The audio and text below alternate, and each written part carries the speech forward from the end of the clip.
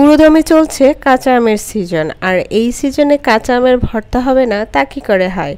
এই ভর্তা সবার পছন্দ আর সবাই এটা বানাতে পারেন। আর আজকে আমি দেখাবো যে আমি কিভাবে এই ভর্তাটা বানাই। প্রথমে আমি কাঁচা আম নিয়ে নিলাম। কাঁচা আমের উপরে যে খোসাটা আছে সেটাকে আমি এখন ছাড়িয়ে নিব। খোসাটা ছাড়ানো হয়ে গেলে আমি এবার আমটাকে গ্রেট করে নিব। আপনারা চাইলে বটি দিয়ে কেটে করতে পারেন, কিন্তু আমার কাছে মনে হয় বটি দিয়ে আসলে খুব বেশি কুচি কুচি হয় না। সেক্ষেত্রে আমার কাছে মনে হয় দাঁতে লেগে যায়, ভালো লাগে না খুব একটা খেতে। তবে আপনারা আপনাদের পছন্দ মতন যেভাবে খুশি কিন্তু কুচি করে নিতে পারেন। আবার অনেকে বটিতেও খুব সুন্দরভাবে মিহিভাবে কুচি করতে পারে। তো আমি গ্রেটার দিয়ে এভাবে করে নিলাম আমার পছন্দ মতন। আপনারা আপনাদের পছন্দ মতো কেটে নিতে পারেন। তারপর স্বাদ মতো লবণ আর মরিচের গুঁড়ো দিয়ে দিলাম।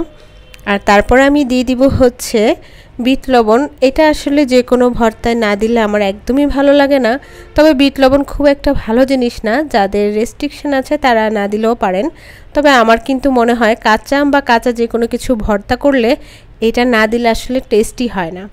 তারপরে এখানে আমি গুঁড়ো মরিচ দিয়েছিলাম, আপনারা চাইলে কাঁচা মরিচ দিতে পারেন, সেক্ষেত্রে কিন্তু পুষ্টিগুণটাও খুব ভালো পাবেন। কিন্তু আমার কাঁচা মরিচ থেকে গুঁড়ো মরিচটা দিতে ভালো লাগলো, তাই আমি গুঁড়ো মরিচটাই দিলাম। তবে কাঁচামরিচ যে দেই না তা না, মাঝে মাঝে কাঁচামরিচ দিয়েও আমি এই ভর্তাটা বানাই, আবার মাঝে মাঝে শুকনো মরিচ দিয়েও এই ভর্তাটা আমি বানিয়ে নিই। এই তো মাখতে মাখতে আমার কিন্তু জিভে পানি চলে আসছে, তাই একটু খেয়েই দেখছি আসলে কেমন হয়েছে। খুবই ভালো লাগছে।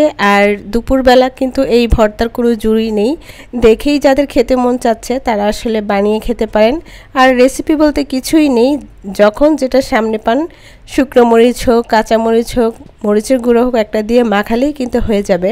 তবে এক একটা টেস্ট কিন্তু এক এক রকম, আর সবগুলো টেস্টই কিন্তু খুবই অসাধারণ। তাই সবগুলো দিয়েই কিন্তু এই সিজনে আম ভর্তাটা খেয়ে নিতে পারেন।